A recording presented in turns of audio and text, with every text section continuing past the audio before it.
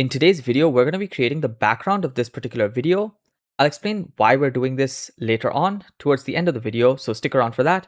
But until then, let's go ahead and make whatever I end up making today. So this is now my new Blender default, and essentially with the default cube, in the Geometry Nodes panel, we're going to click this new button to create a new Geometry Node tree. Now, my main idea is that I want some sort of a sphere that has like a magma rock kind of thing. So I'm going to go ahead and just delete the group input, and then I'll press Shift A and search for an icosphere. Now I could have just used a normal icosphere. I don't really need to do this via geometry nodes, but I feel like geometry nodes keeps the number of subdivisions and everything non-destructive, so I can change it whenever I feel like based on how much I actually need. So I'm going to be using displacement, so I know that I will require a lot of subdivision, so I'm going to increase that all the way to 7. Next up, I'm going to press Shift A and search for a set shade smooth so that it seems even smoother.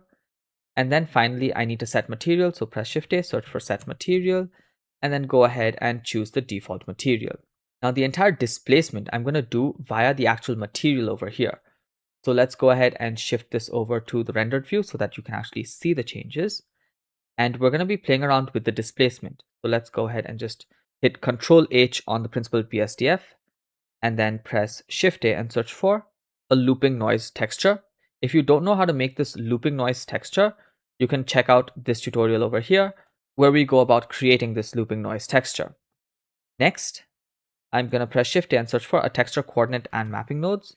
So the texture coordinate has to hook up to a mapping node. And then you can take the object, plug that into the vector, and the vector into the vector. And now we have to convert this color data into normal data to go into the displacement. So for that, we press Shift A and search for a displacement node. And we can take this color data and plug that into the height. And then you plug this displacement output into the displacement. Now you see there is a tiny little bit of something happening. If you go ahead and just increase the scale, you can see some form of change occurring, but it's clearly not enough.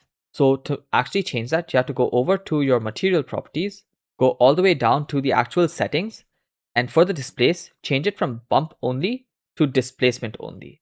And now suddenly you'll see that it starts displacing completely. So if you just switch off overlays, you have some crazy displacement going on. Let's just reduce this scale back down to something like 5, and maybe we can go even lower. Let's change the scale down to 1. All right, but what we're going to do is we'll change the scale on this looping noise texture down to something like 2. And more importantly, we want this to be more or less horizontal. Right now, it looks straight up like a meteor. We want it to be slightly more horizontal based. So for the X and the Y, we'll just reduce the numbers by shift, click, and drag on just the X and the Y and change that to something like 0.5.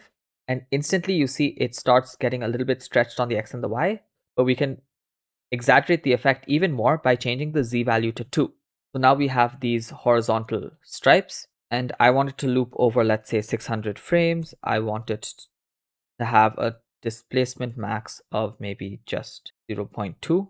And I'll maybe reduce the detail down to maybe 1.5. And I think that looks good. Now this will essentially loop over time. Just since I'm also screen recording, it's becoming way too slow. I'll reduce the subdivision level down all the way to 2 so that it's just a lot faster to preview. And right now with the W max of 0.2, it seems like there's almost no motion whatsoever. So let's increase that to maybe a W max value of 1. And now hopefully you can see some change, but it still seems to be extremely slow. Let's change the playback from play every frame to frame dropping and change the frame rate to 60 frames per second. So now you can see the actual change that's happening over time. For this to be perfectly looping, we said it's looping over 600 frames. We have to change the end frame to 600. So now it's a 10-second long animation. And I think that looks decently good. Of course, for the final animation, I'm going to have this keyframed on the Z-axis rotation as well. So let's just go back to frame 0, select the object, go over to the object properties, hover over the Z rotation value, or just come over to this little dot and click it to add in a keyframe. Go all the way to frame 600 on the timeline, change this to a value of 360, and then just press this little diamond button again.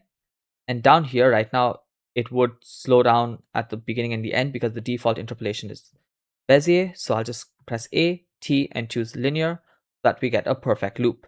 Now the next thing that we need to do is actually play around with the material color as well, rather than just the displacement. So let's go ahead and unhide this principled BSDF. So just press Ctrl H and now it comes back. And let's see. What I want is for certain areas to be lit up and the other areas to just be dark. And because I want nice reflections, I'll change the entire thing to be completely metallic. I'll also go over to my render properties and switch on ray tracing so that we get nice reflections as well. Next, we want to actually expand this emission panel. And if we just start increasing the strength, we can see how everything is lighting up to be this particular color.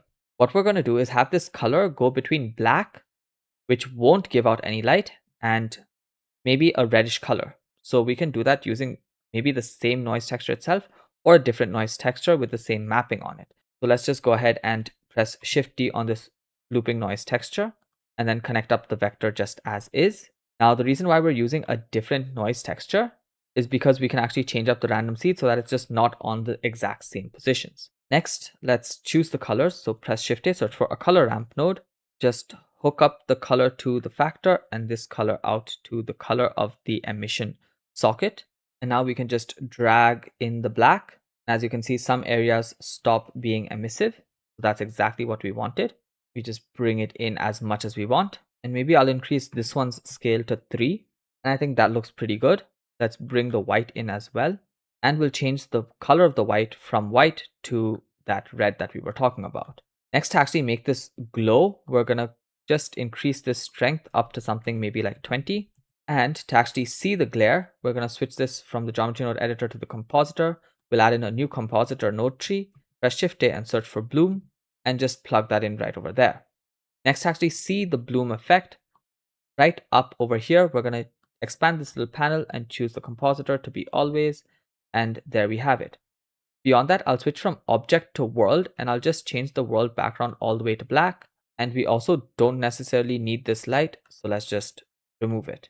And that's actually all there is to creating whatever background is there for this video. But we can always make this more interesting by adding in some more compositing effects as well. So I've just scaled it up a bit, and apart from just having a normal bloom glare, we can add in one of my favorite types of glare, which is the sunbeams. So let's just duplicate the glare node, change this from bloom to sunbeams, and reduce the strength from 1 all the way down to maybe 0.1. And I think that looks really cool. If you want to make this even more complicated, you can go ahead and add in as many effects as you want. You can play around with this however you want, but right now what you have is a nice little loop of this really cool little background that you can use in many situations. I really hope you learned something from this tutorial. So the reason why I made this sort of a video is because I want to actually move into the music video space.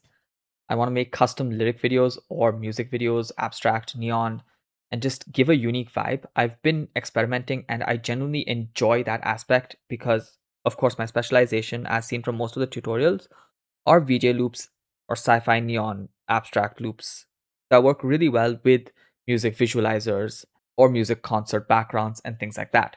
And I'm not getting time to either focus on creating complete music videos, nor am I getting time to make actual tutorials because I'm busy doing client work on slightly different genres. So I think the best way how I can keep producing tutorials for everybody, as well as start building a specific niche in the music industry, is by making these tutorials for the backgrounds and uploading them as vertical videos to Instagram as well, and hopefully build a following there.